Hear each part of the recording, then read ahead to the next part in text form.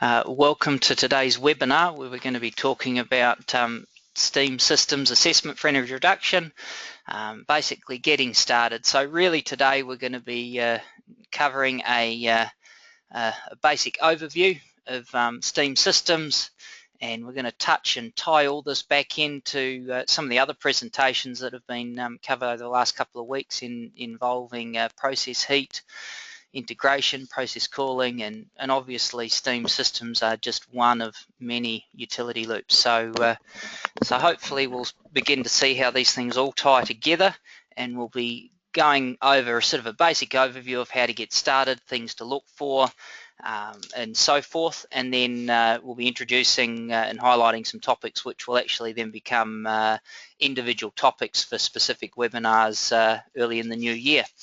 As we go through, just to start off with today, we're going to just cover off why we're even worrying about steam systems, covering off a few definitions just so that we make sure we're all on the same page. I'm going to tie this back to a compressed air analogy, just really in terms of making sure that we get our approach to the system correct, and then go through a few more specifics about what are the sorts of things we're looking for as we assess our steam system. Okay, and then we're going to talk a little bit about energy efficiency and when we take a total systems approach, what that then means, how we go about it, and what the benefits of doing so are, and then really how to actually get started. And then we're going to break that up into sort of 4 levels, and so depending on the maturity of your program, perhaps the maturity of your organization, you're going to slot in at different levels. And the key thing here is no matter how sophisticated or advanced your system, there's probably always an opportunity, or at the very least a chance to review where you're at and think about how we can improve. So why steam systems? Well, first of all, a majority of our industrial process heat demand is generally provided by steam systems.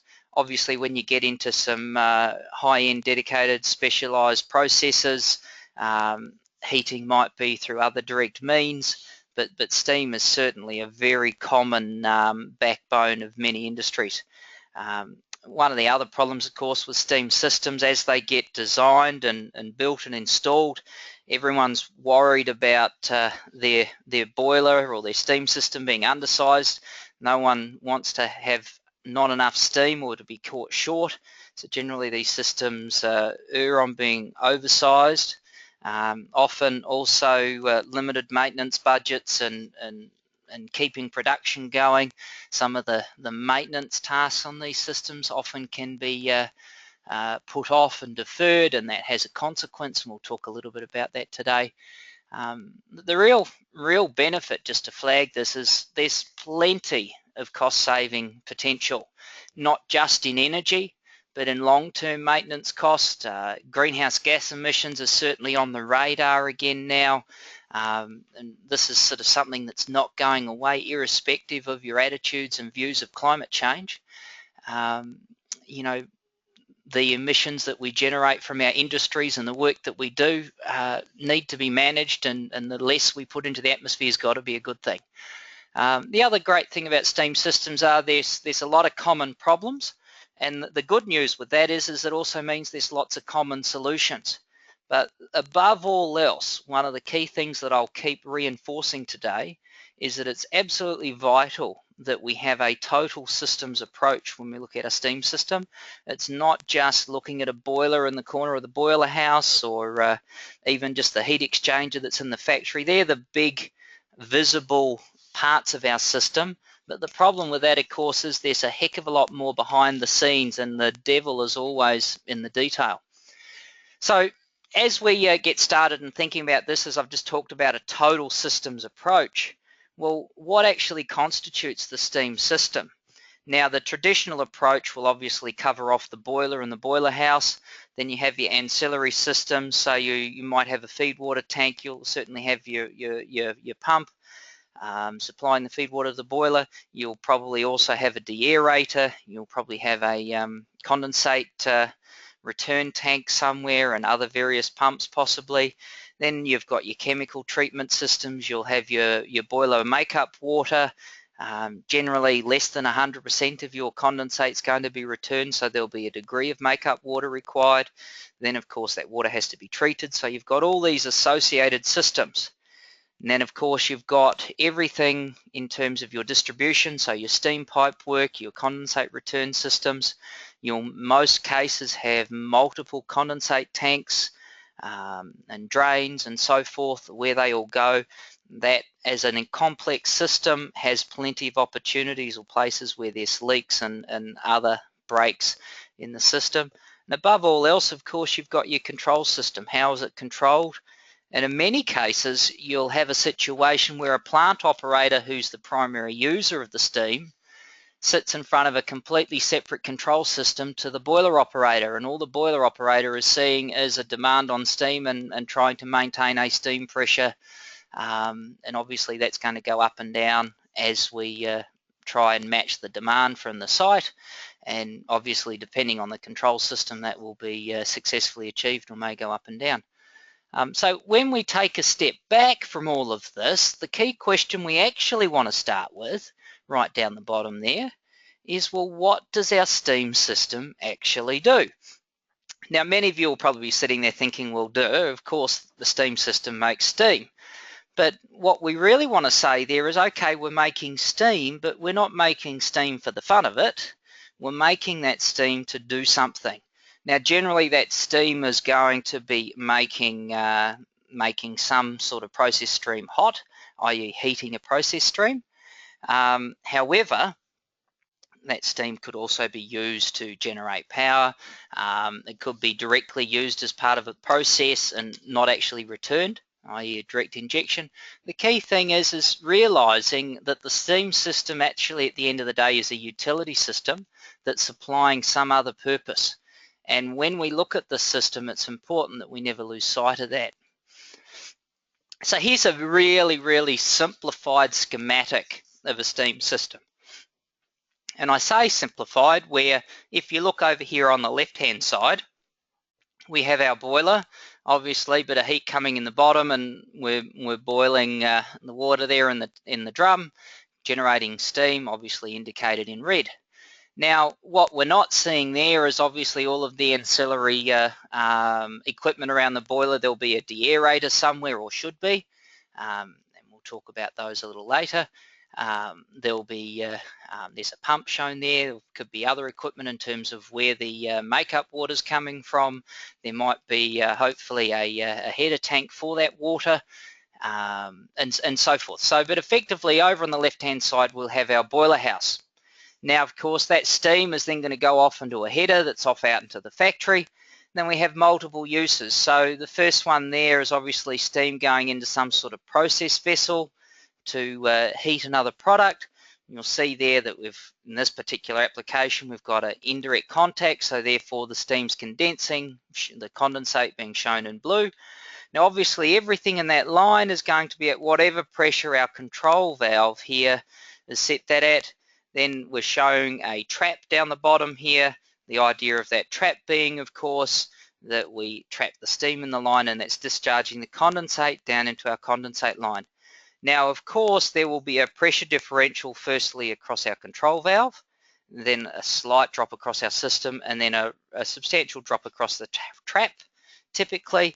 And as a result, we will get some flash steam, which is the vapor shown in here. So condensate, you have to remember, is not just water. Condensate, in most cases, will be two-phase. There will be a liquid phase, i.e. the water component, and the vapor phase, which is the flash steam. Now, depending on the pressure differential of where the condensate has come from will determine the percentages of the flash steam. But it's important to recognize that in our condensate line, we will have the potential for both a vapor and a liquid phase. And so if you then go on, we've got another example where steam is heating another material and then condensing in a vessel. Some of that's actually being injected, and various other opportunities. You'll notice we've got a drip leg showing there on the steam main, a pressure reduction valve for a low pressure system, some small little unit heaters, and so forth. But the key thing is you can see that ultimately we have all of the condensate lines all feeding into a condensate header and into a tank. Now you'll notice here that that tank is actually showing a vent. The reason for that, of course, is that flash steam has to be used or released. That's not going to go back through our feed water pump back into our boiler.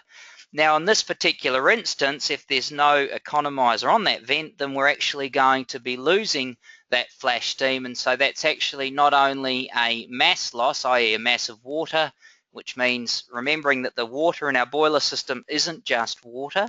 It will be a treated water, obviously looking to manage the pH and the chemistry and so forth to look after our asset, which is obviously the primary asset being the boiler. Now on that note, we'll just highlight here as a very quick advertisement.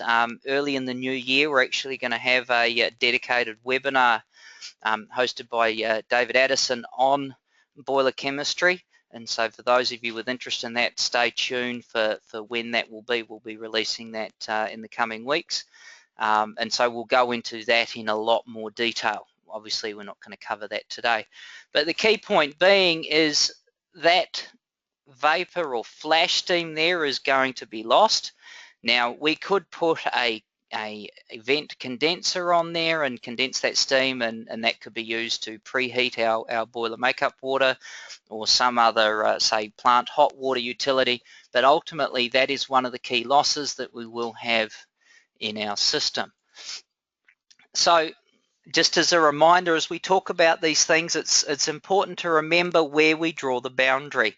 It's very, very important that we don't just, if I grab my marker here, fall into the trap of saying, yep, we're looking at our steam system, I'm looking at our boiler.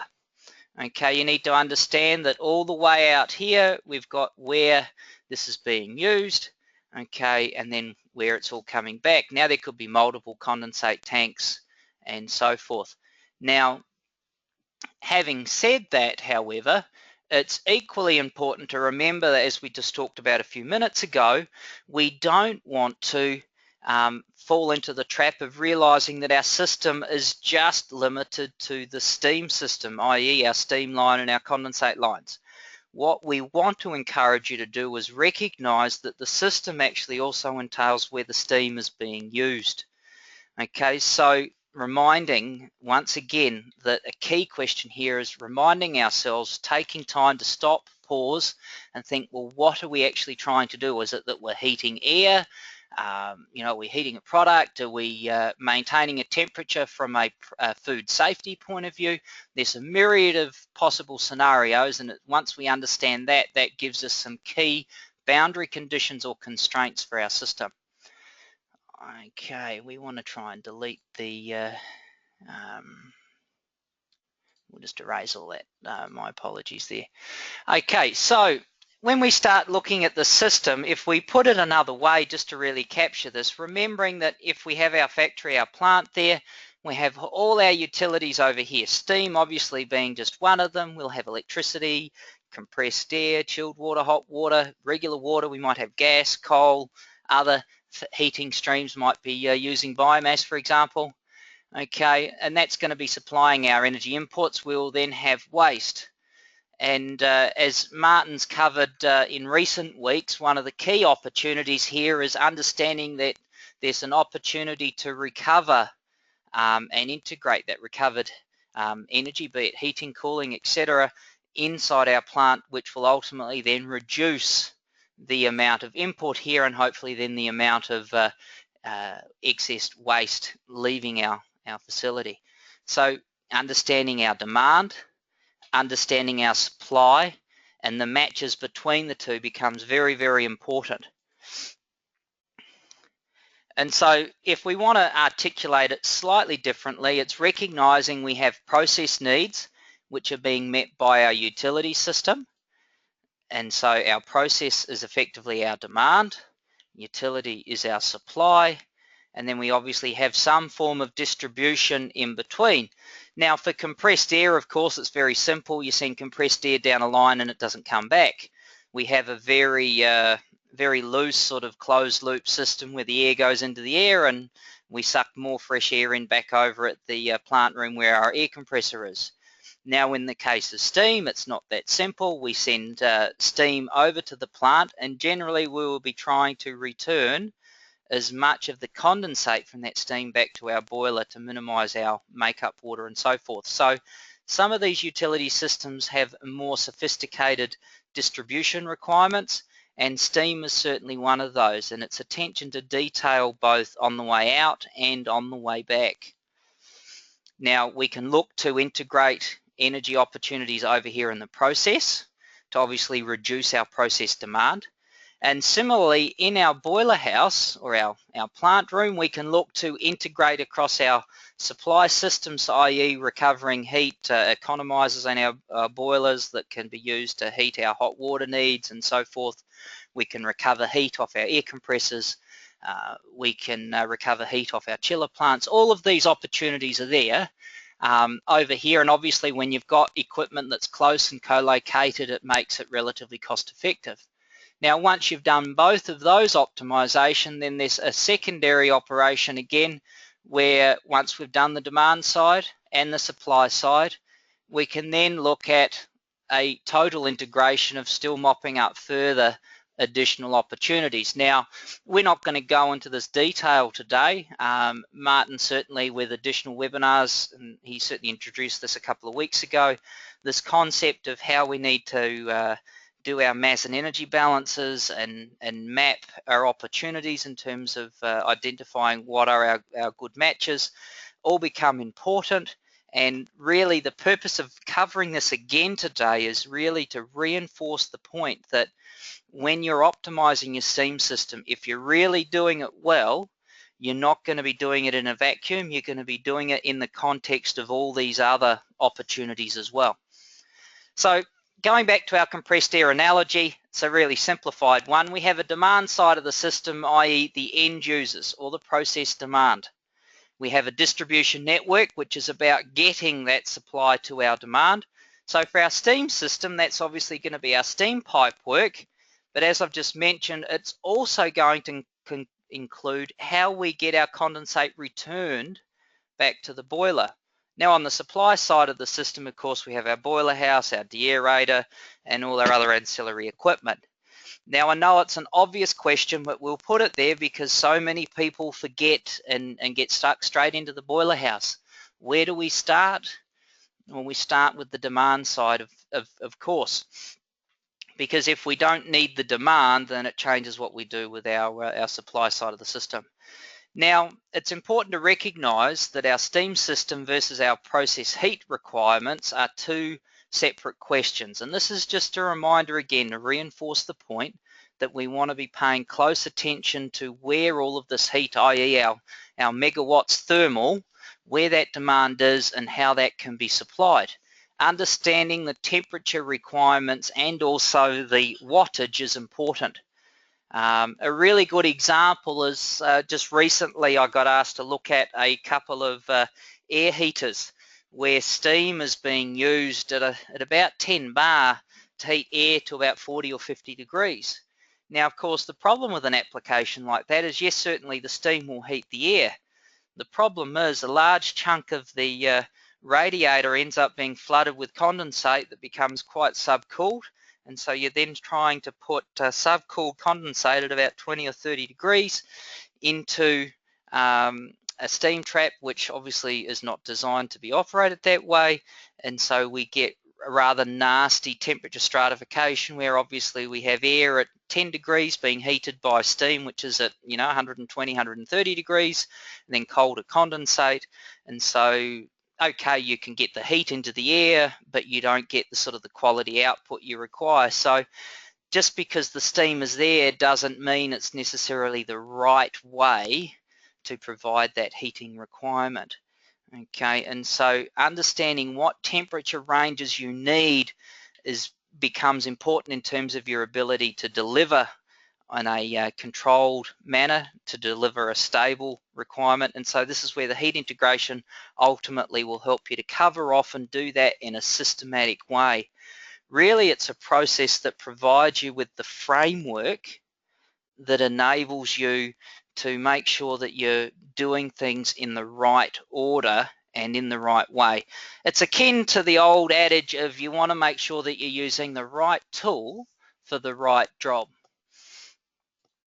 Okay, so the benefits of this are fairly obvious. That almost goes without saying, but just as a reminder, because if anyone ever comes back to look at this, I'll be given a hard time for not mentioning it. Obviously, you do this right, it's going to help your bottom line, not just in energy, greenhouse gas savings, there's big maintenance savings as well. And ultimately, when you get this right, in the long term, it will save you on capital. Now, we can talk about that on another day, perhaps, but a little bit of more capital up front you might think it's going to cost you more, but in the long run, you're going to have a lot less equipment being replaced.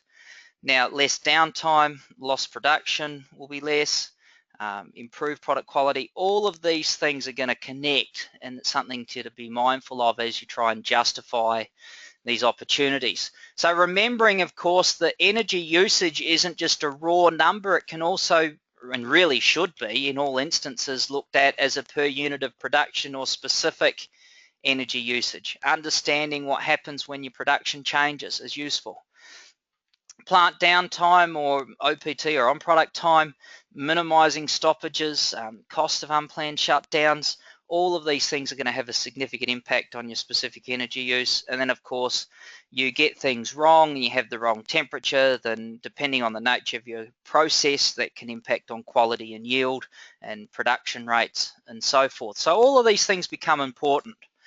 Now, it's worth pointing out here again, when we look at the efficiency of the system, it's important that we don't get blinkers on and just worry about measuring the efficiency of our boiler or our heat plant or our pump or our fan or our heater.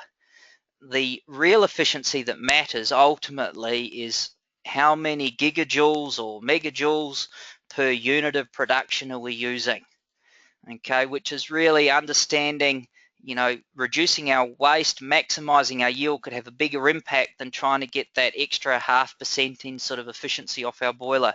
Now that's great, but if that forces you then to compromise other things, then it might end up costing you money. So understanding how all of this comes together as a total site-based operation becomes really important, breaking that down in terms of your raw material use as well. All of these metrics become important as you start to build the big picture. Now, a couple of weeks ago when I shared a previous webinar on fans, I've already shared this energy efficiency tree, but we're just going to introduce it again today for those of you that didn't see the previous webinar. We're skipping over it a little bit. By all means, go back and watch the fan webinar from a number of weeks ago. But everyone talks about efficiency and talking about the analogy of picking low-hanging fruit. Well, the lowest hanging fruit is the stuff on the ground, and of course that's real basic housekeeping, keeping the floor clean. Now we can pick that up, but as we want to harvest the fruit off the tree, we need a little bit more technology. Now we go get a ladder, go down to Bunnings or Mega Mitre 10, depending on what your fancy is. We get ourselves a ladder so we can do it safely. Now, of course, our ladder can't be very high because to be safe these days, you really probably shouldn't be working on a ladder. But notwithstanding all of that, if we've done everything right, we can get a bit more of the fruit off the tree. Now, of course, what happens in the real world is the pressures come on. And we've got to get product out the door and something's not going right. And it's like, oh my goodness, we've got to get this turned around. And you say, well, we don't have, an immediate solution. And so then the conundrum is as well, we need to do something. And so the pressure comes on, and ultimately we need to take a few more risks and some corners get cut, because under the pressure of time and cost and product needing to get out the door, we take some extra risk. Now, the reality is as good as that might be, you might be seen as the hero of the day and you get the job done and everything's back on track. You're the firefighter that came in and saved the day. It's really not the way we want to operate. Really, what we want to do is make sure that we've got the right tool to do the job properly and in a systematic way. And so as we go through and look at these different opportunities, we're going to cover off how we can relate these different levels of the tree to what we want to do. And the key thing here is what we really want to get you guys thinking about and sort of prodding the thought processes about is, well, what is our practices now and how can we improve them? How can we get better? Do we need a paradigm shift? Well, what do we mean by that? Well, what we're meaning is do we need to change the way we do things? Now, Einstein said many years ago that if you do the same thing over and over again and expect a different result, it's called insanity, because you're not going to get a different result if you don't change anything you do. So, you know, if we're fighting fires at the moment and sort of just, or looking at manning the ambulance at the bottom of the cliff, looking to be the hero to save the lives when they get into trouble, you know, is that really where we want to be? You know, is it just barely keeping Band-Aid on our boilers and our condensate return pipe work and so forth? We've got vapor coming off left, right and center and losing flash steam and energy all over the place. Is this really how we want to operate? You know, so when we start to look at the total system, you know, we want to start putting fences at the top of the cliff. We want to be a little bit more proactive. We want to start thinking strategically. We want to start to measure. Now, as we measure, you'll then be able to develop a plan. And then as we develop our plan, you'll be able to act. Okay, and then as we recycle through that loop and measure some more planning, some more acting, and we can then get into a cycle of continual improvement, which is really where we should be focusing. And so really what we do is we split these levels up into 4 levels, and you'll notice what we've called the first level actually is level 0. And the reason we do that is because basic housekeeping, in our view, is something that we should be doing as an absolute bare minimum. You know, that's the reactive firefighting. You know, we shouldn't be operating at that level. We should already be above that. That should be locked in as business as usual. You then get into level 1. Okay, so we talk about sort of predictive programs. This is where we're going to start to monitor and target our performance. You know, this is where we might start monitoring our condensate return percentages, our condensate return temperature. We're going to start standardizing our procedures, how we operate things, how we manage things, how we control things, even down to communication plans. How do our operations staff communicate with our boiler operators to ensure they know what's going on so they can be forewarned when steam demand is going to go on or come off? Then, you know, level 2, we start to really optimize individual parts of the system. And then obviously level 3 is where we get really sophisticated, and this is where we're talking total site integration. So this is full-on heat recovery and so forth.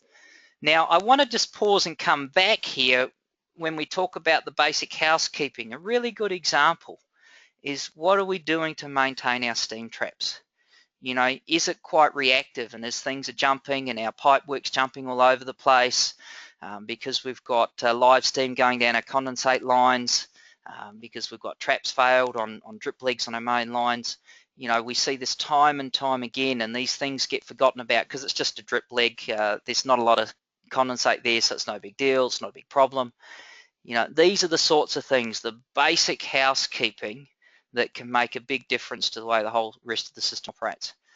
Okay, so once again, recognizing that all of this in terms of energy efficiency applies into equipment reliability and process reliability.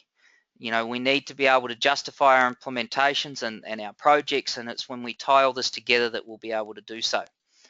So as we look at our steam system and our products that we're making, there's 3 areas that we focus on: how we look at the plant, look after the plant, how we maintain it, which is our maintenance and housekeeping, how we run the plant, i.e. our operation of our process and our control decisions. Then thirdly, the built-in aspects of the plant design. And sometimes if we've got the first 2 done, then that's when we're ready to step up to the next level and look at optimizing what we need to do. The main thing here is that energy efficiency is often, you know, shown as cost reduction. We can do that 2 ways. We can either reduce our demand, okay, by changing what we do with the process, or increase our heat recovery. Now, this is taken from Martin's slides from a few weeks ago, and this is just a reminder, when it comes to our steam, these same principles apply. Now, just as a cautionary note here, as we talk about changing our process demand, or addressing it. It's very, very important to acknowledge here that when we're looking at our steam system, that steam system's actually doing something. It's tied into a process. So it's very important to understand what the risk profile of making any changes are. So understanding when you make a change, what's that going to do? If we change a temperature, if we change a flow rate, what's the flow-on effect of that? And so this is where you'll need a multidisciplinary team. You're probably not going to be able to do this on your own. You might need subject matter experts. That'll be very much a collaborative approach. It doesn't mean you don't do it, but you don't want to do it on your own. You know, how to deal with your hot and cold streams, multiple utilities, existing heat exchangers versus new ones. And the key thing down the bottom there is recognizing that you've got process to process as well as utility to process and vice versa. So the key take-home message here is caution in terms of making sure that if you're going to adjust something, make sure you understand what it is you're changing and the risks and the change controls around that process. Doesn't mean don't do it, just be very, very careful and be systematic, and obviously you want to make sure that you document all of those changes. So once again, this is really there just for more reference purposes, remembering that your heat exchanger network might need to be tweaked. You're going to recover heat from hot streams or sources and put it into your cold streams or your sinks, and obviously this all then ties in with the utilities. So as we look at our actual steam system, we might have multiple boilers, we might have multiple pressures across the site, we might have seasonal demand variations. It's important to understand what it is that you have to deal with and how that changes. May well be that when it comes to where to start, you need to understand the context of what it is you're looking at. How do we need to change how we assess even managing your steam traps, how the system operates, what pressures it operates at. You need to get the context and the boundary conditions for what the system actually needs to deliver. Now, as you start to look then at the cost of your system, there's a couple of really important points that often get overlooked. Now, yes, there's energy, maintenance, downtime, lost production, etc. But what I want to take just a minute or two and talk about right now is the keys to understanding the difference between a loaded cost and an unloaded cost. Now, the unloaded cost is just the straight raw cost of making your steam. So how much fuel are you burning? You know, so you've got a certain amount of gas that you're burning for argument's sake, and then that's producing so many tons an hour of steam. Now, what of course that doesn't include is you've got a whole lot of overheads associated with running the boiler. You'll have a maintenance cost, you'll have a staff time cost, you'll have admin on that staff, you've got a depreciation of your capital, and all your other site costs associated with having your system. The loaded cost of the boiler is a way of apportioning all of those costs across the steam that you produce. Now, of course, what happens is if you increase your total output of steam from your boiler, your loaded cost per unit of steam can actually go down. Now, the converse to that, of course, is that if you reduce your demand and therefore reduce your steam, ultimately what can end up happening is your loaded cost per unit of steam that you produce can actually go up. Now, your unloaded cost, i.e. the marginal cost of your steam, all right, as you make an extra ton of steam, how much extra fuel does it cost you? Your boiler operator's probably already paid for. If it's a manned boiler around the clock, there's probably no difference to all of those costs. So that marginal cost of steam really comes down to just the extra fuel that you're burning to generate the steam that you're using. And so it's important to understand what the true breakdown of these costs are, and what you will find is that you've got a much larger fixed cost or loaded cost and a much smaller marginal cost than you probably first think. Now, what that does, of course, is when you start calculating your savings, when you save a couple of tons an hour of steam, what it's going to do is this is going to impact directly on the true impact on the bottom line to the business. The true savings you generate are going to be controlled very, very closely by this relationship. And so as you start to work through these questions, it's very, very important that you've got a bit of homework and that you understand how these costs all line up. Now, if you're sitting there thinking I've got no way of getting a hold of all of this is all going to get too hard and too difficult, don't let that put you off getting started. It's just really a key caveat or disclaimer or cautionary note so that when you start to do your projections in terms of cost savings, you want to be careful that you're perhaps a little conservative to make sure that you're not over-promising on a cost saving that you can't actually deliver.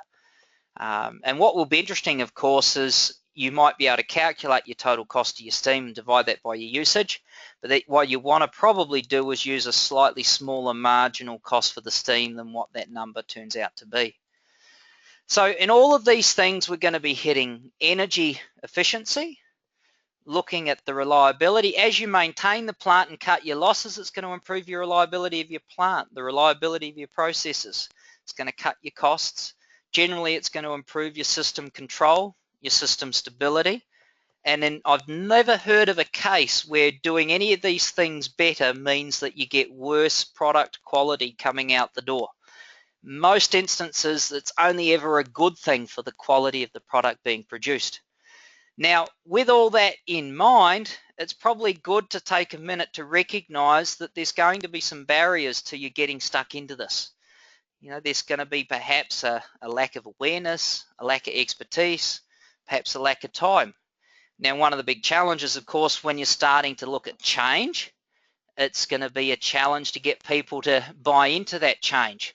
It's hard to change doing things the way you've always done them. We might have a lack of capital to actually replace equipment that needs to be replaced, or replacing traps that have broken or starting to fail, starting to leak. There's going to be risk and perceived risk. You know, it's how we manage that and do our homework so that we can still tackle the opportunities that are going to deliver a result. So we have to get a little bit strategic, you know, and you're going to ask yourself, well, this is a pretty big task. It's a bit like eating an elephant. You know, it's pretty daunting. Well, how do we do it? Well, the first thing is there's generally some really easy ways to get started. And in getting started, the key is balance. We don't need to go off in a myriad of directions and try and do everything at once. It's all about understanding that we're going to just do step by step, work systematically, and with most of these systems, the easy gains will have a pretty good payback, and that is dealing with your leaks and dealing with your steam traps and so on. And so the basic housekeeping generally pays for itself pretty well. You know, dealing with steam traps, generally your savings from fixing the steam traps can have a payback of less than 6 months, if not less. Never mind all your process benefits and all the rest of it. So if you've got a failed steam trap in your plant right now, you can just about guarantee that actually fixing and replacing that trap right now is actually going to deliver a saving to the business this financial year. Now, of course, you've always got the challenge of which budget the money comes from to fix it, whereas which budget the savings get accrued. But for the business as a whole, it's going to deliver on an outcome. Now, with that in mind, as you start to develop a strategic battle plan to get this done, you can realize that little by little, we can eat the elephant one bite at a time. So as we go through the demand side opportunities, basic leaks and waste, poor insulation are all easy gimme solutions that are going to pay for themselves relatively straightforward. Condensate management is another one. What you need to be able to answer is these three key questions. First of all, do you know where your condensate goes? Does it go to drain? Does it return to the boiler house? Now, in our condensate lines, we are going to have flash steam.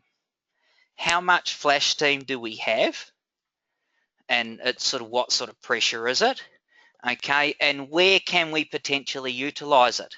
If you've got plumes of vapor coming off your condensate tanks or other parts of your plant, is generally a good indication that you've got a bit more flash steam than you probably should, and that probably needs to be had something done about it. Now the catch, of course, with all these things is it's great to capture it, but then the question is, what are you going to do with it? Now that flash steam might be next to no pressure or 1 or 2 bar, and so you've got to think about where we can actually utilize that. And if nothing else, a vent condenser can be used to typically heat hot water where you've got a hot water demand. The other thing to point out, and we're going to cover this in a little bit more detail in a minute, is understanding what pressure steam you're using, because the lower the steam pressure, the better heat transfer you get as you condense that steam. Now, as we alluded to earlier, do you need to use steam, or should you be using steam? Is it the right application, or is there a better solution, i.e. using hot water rather than steam and all the other challenges that come from then dealing with the steam and the condensate? Understanding the temperatures of your heating duty becomes quite important. Now, common issues in regards to the basic housekeeping. Leaks are obviously the number one, public enemy number one. When do you monitor your steam traps? Is this something that's sort of a bit of an afterthought? Do you get the supplier to come in once a year just to check on things, and then they can give you a list of traps you need to fix? Generally, if that's all you're doing, it's not going to be sufficient, especially if you're a round-the-clock sort of operation. Valves become quite important. If they're not installed correctly, they don't have the right protections in place. And what we mean by that are the right drip legs in front of them to make sure that they're seeing dry steam and not wet steam. If they're not being maintained correctly, you're going to have a problem. Valves are going to leak or not function correctly. You're going to wear out the seats of the valves, which means you're going to have either a safety problem if it's an isolation valve, or you're going to have a control problem if it's your control valve. So very, very important to get this right. We're actually going to cover this in a later webinar in a lot more detail, but it becomes very, very important. Pipe work. Insulation. Are pipes insulated? Has the insulation been well maintained, or is sort of some remedial work been done and it hasn't been covered up properly? It's then got wet and therefore it's no longer working. It can be a little bit expensive to get these things sorted, but it's attention to detail in the long run is going to pay for itself. Heat exchangers is another good one.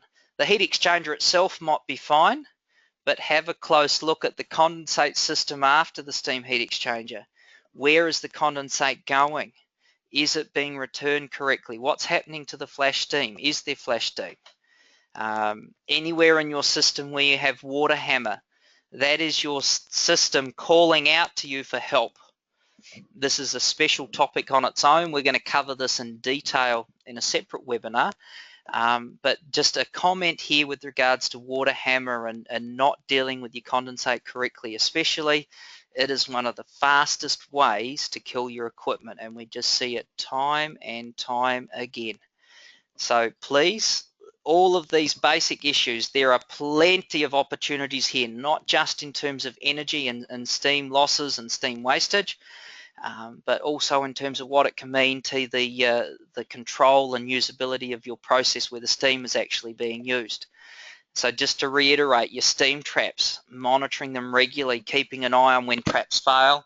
And as traps start to fail, you can get an early warning if you do it well, and then you've got time to plan, because obviously steam systems can be a challenge to get an outage to be able to make the changes, and so you need to plan in advance. Okay, so early warning becomes important, understanding what you need to do. So please, housekeeping, very, very important. Now, steam traps, we're just going to talk a little bit more about it. Do we do anything, or do we wait till our pipe work's jumping around, or we're losing steam pressure? We think, oh, crikey, we better get someone in. Okay, or are we doing a regular trap survey and checking and replacing where necessary? I mean, this becomes a major issue. It's time and time again we see failed traps having a knock-on effect where we have live steam going into a heater. We had a heater at a site in New Zealand just here a couple of months ago where we had a 40 bar main steam line with a drip leg trap before the control valve, which is correct. Only problem was the trap was failed open and blowing live 40 bar steam into the condensate line. Now the problem, of course, is that condensate line was a shared condensate line where the condensate from the heater that steam was being fed to was also being returned to. The problem, of course, is we had subcooled condensate in a line, which then was being bombarded by 40 bar live steam from this leaking trap, and we had that condensate line jumping several inches in the air on a regular basis. And so obviously you can imagine the damage that this sort of thing causes. So very, very important that you keep on top of your trap surveys and getting these things checked. And as you monitor the condition of the traps, you'll figure out very quickly a suitable time to do it. It's something that can be done relatively quickly as part of periodic operator checks on the plant. If they understand what they can look for, they can get an early warning of these things. You can start to record critical variables, and before you know it, you can eliminate the surprises of having these traps fail on you and the knock-on effect that results. Heaters are another really good one. There's a number of issues around the system design in terms of getting airflow right, getting tube lengths right, tube orientation, and how you get the condensate out of those tubes all becomes very, very important. How they get operated in terms of startup and shutdown are typically when most of the damage gets done. How are they maintained? How do you check for internal leaks versus external leaks? I've seen a lot of sites where the only indication that something's wrong is when the liquid condensate starts pouring out the bottom of the heater, and really by the time you've got to that point, it's all a little late. So these are all the sorts of things to keep an eye on as you go, walk through and look at what your system's doing. Start to pay attention to these details. Valves and pipe work, water hammer, we're going to cover that as I've already mentioned in a separate webinar. Understanding where your condensate lines go. Stop and think and look at your condensate lines. There are many instances where they've not been put in the right area and they've not been sized correctly, especially in the case of where you've got a substantial flash steam loading. It's not uncommon for a relatively modest by weight percentage of flash steam to be in a line. However, when you calculate the volumetric proportions, the flash steam can be 80–90% of the flow in the line. And if you size the line for the condensate load and not the flash steam line, you can get in trouble very, very quickly. Leads to water hammer and all sorts of other problems. And so, yes, it becomes very, very important. So keep an eye out for where our flash steam is in our condensate system. Identify where it's going. Try and identify how much we're losing. If nothing else, you can do a mass balance of your steam system. If you're measuring how much steam you're using and you're measuring how much boiler makeup water you're having to use, there's a really good indication of how much you're actually losing across your system. Now, whether that's in leaks, you might actually have some direct use in your process, but the other missing part of that balance is going to be all of your flash steam that you're losing that's being vented and lost to the atmosphere. And then obviously a very quick calculation enables you to figure out what that's costing you. Now, just a reminder here, it's not just the energy loss, it's the water in terms of what your water charges are for that water. It might not be free. Generally it isn't these days. And then of course all of the chemicals that you've used to treat that water, because your boiler water is not just water out of the tap. And so all of these things have a flow-on effect and cost. Now on the supply side of things, when we start to look at this, there's sometimes opportunities to look at, are we using the right fuel? Now I know there's been a fair bit spoken of late in the media around the use of coal by certain industries and companies in New Zealand, and there's varying debates going around, and so we'll put it out there today is as we use coal. Now it might not be that in some parts of New Zealand that you've got an alternative. However, at some point consideration should be given, can we actually convert to a different fuel? Gas, we've got biomass, other waste materials or other energy recycling. So there are some scenarios where we need to perhaps and will have to more and more leading into the future identify other ways of sort of replacing some of our traditional carbon/fossil based feedstocks. Now, the other key point on the supply side, and EECA's had a fairly successful program here over a number of years, for those of you that with boilers should hopefully well and truly be familiar with, and that is the boiler tuning program. And this is support to help you to get your boilers tuned on a regular basis. Now, depending on the nature of the boiler, that's going to dictate a little bit how often you get this done. It's going to be a little fuel dependent. But the other thing to think and bear in mind is what sort of cleaning regime. Now, once again, that's obviously very fuel dependent, but you want to be thinking very carefully about what do we need to do? Are we blowing down our boiler enough? Do we need to do a little bit more? Because you can still recover heat off your blow down there. It doesn't need to be necessarily that big a parasitic load. So it becomes very important to understand the maintenance side of maintaining and looking after our boilers. What's interesting actually, in the last couple of years, we've assisted on a couple of sites actually with rather old boilers that have been sort of more than 50, 60 years old. And it's been amazing to be involved with helping to tune and improve the airflow and balances through these boilers. And relatively old technology, but it's fairly straightforward. There's a lot that really hasn't changed, and you can make some substantial improvements, not just in the efficiency of the unit, but also in terms of the controllability and the stability of the boiler, which then has enabled on those particular boilers to improve their capacity and meet the increasing needs of the site.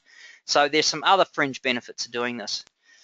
So on the other side of it, on the supply side, thinking about your condensate return system, you've got insulation. Where does it get collected? Now, in the tanks where it gets collected, what is the pressure? What's happening to the flash steam? How are we managing that? Where is it going? How are we recovering that energy from it rather than having it just go up vented to the atmosphere? Now, that can become a site safety issue. There's a number of sites, and one in particular that I was aware of, where their condensate tank was located very close to a main road and a railway crossing. And when it was performing badly, the consequence was we had this, and if the wind direction was not quite favorable, it wasn't uncommon to have a massive vapor plume go right across the railway crossing and main road. Now, the dilemma, of course, of that is it impacts on visibility and safety, and not just at the site, but the general public on the road right outside the site. So these things can become major safety hazards and issues if they're not addressed. Now, the other thing with regards to the boiler, you've got preheaters and deaerators, where your makeup water is being introduced and your chemicals and so on. Can you get better efficiency by going with cogeneration, or possibly even trigeneration? This is sort of really getting high up into the tree now in terms of forward thinking for the future. Now, just a reminder, we don't have a lot of time today to go through this, but very, very quickly, understanding the thermodynamics of the steam, that the enthalpy in the steam is made up of the enthalpy of the fluid, the enthalpy of vaporization or condensation as we condense it, and then our superheat. Okay, and the HFG is what we really want to utilize as we condense the steam, and that gets larger as our pressure is decreased. So using the lowest pressure we can generally delivers a better outcome in terms of maximizing our energy usage from our steam. So all of this feeds back into understanding how we should run our systems, whether they're open or closed, how we deal with our condensate. So we have higher level opportunities, which is where we start to get into the comprehensive thermal utility integration, looking at waste heat recovery, thermal storage, which can be hot and cold. Okay, heat integration, and we can talk about eliminating excess heating and cooling. Multiple savings, this is where it's not just a heating duty, we could actually save a cooling duty, reduce or eliminate a cooling tower. That's certainly topical given the news overnight with regards to the nasty bugs that can prop up in cooling towers. So any opportunity where you can eliminate these things has some other added benefits. We can save steam, cooling towers, okay, or refrigeration load. the main thing here is that ultimately, as you get on top of the basics housekeeping, you're then in a position to look at really re-engineering your plant for maximum efficiency. So just to wrap up today, as we conscious of the time here, if you have the same plant design that is used by your competitors, what is going to keep you ahead of them? The only differentiator in the long term is how you operate the plant. So with that in mind, we want you to think strategically, and getting started today, hopefully we've covered some opportunities where you can identify some easy wins. Go for a walk, have a look at your system. How many steam traps are not sounding how they should? You know, what are the other things where we've got, you know, liquid on the ground is generally a bad indicator that there's some opportunities. And then once you get those easy wins, there's going to be some intermediate opportunities. This might take a little longer, but then we can start to identify a long-term strategic plan and, you know, start to ask the questions as well, where do we want to be? Where can we be? And then we can start to fill in the detail of how we actually get there. So we need a roadmap. And ultimately the challenge is there to do that. Now there's a, we're going to cover quite a bit of material in the coming webinars in the new year. We've got one more to round out this year on the 9th of December, where we're going to be talking about compressed air systems, and then we'll be releasing the schedule for starting in the new year in February. Given everyone's propensity in New Zealand to have a nice summer holiday in January, we've decided that it was not a good idea to put the webinars on in January. Now, just as a final reminder today, if you're looking for any advice or support in getting started on projects or identifying opportunities, you've got an ECA account manager that will be more than keen to have a chat and see what they can do to help. And then obviously you can go to the ECA website. And just a reminder once more that the recording of today's webinar will be available for download from our website and the ECA website. Now, okay, so we have a it's not so much a question, but a comment or a reminder from Pramesh from ECA. He's just requested that we just remind everyone that ECA has access to technical experts in the space to help you get started in terms of looking at your steam system. And there's also, if I'm reading this correct, Pramesh, some potential, I think that's meant to say financial support from ECA. So clearly these programs are still being supported by ECA, and so yes, so contact your local, if you don't know who your ECA account manager is, get on the phone to ECA or to the ECA website, and I'm sure one will be in contact with you very, very quickly. Okay, so just a question from Nicholas, just to let you know, and I'm sure everyone else is asking, the recording from this webinar, we will actually process that later this afternoon, and then between us and ECA, that'll be posted online within the next day or two. So you check back, we'll have the link available on our website as soon as it's up, along with the registration links for the future webinars. Okay, so if there are any other questions, we'll happily stay on the line for a minute or two. But otherwise, thank you very much for joining us for the webinar today. And like I said, those slides and information will be available off the ECA website and our website.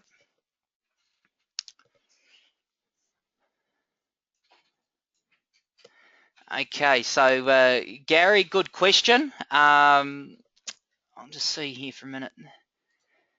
Are you there, Gary? Yes, we are. Okay, sorry.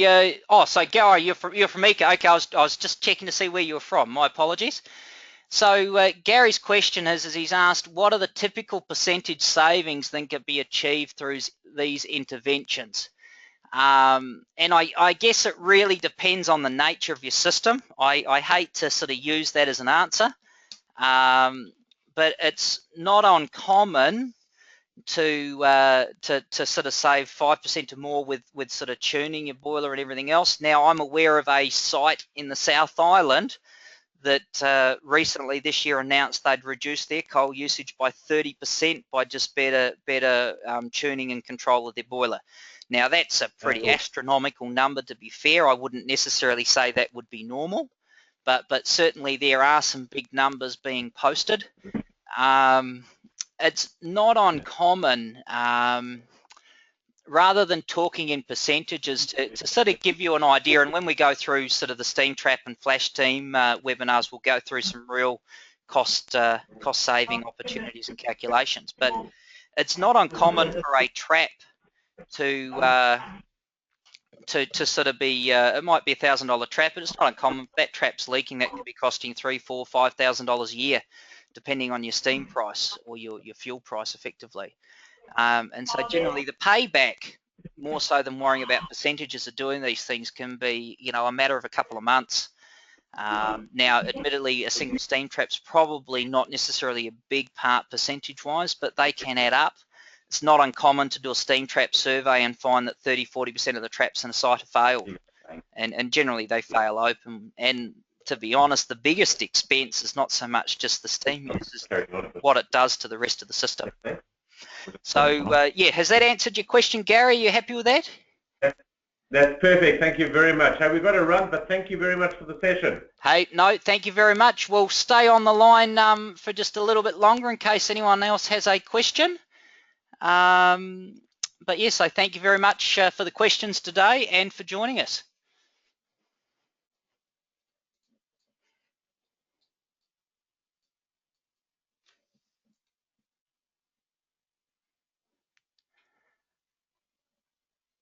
Okay, look, in the absence of any further questions coming through, we're going to close off here now.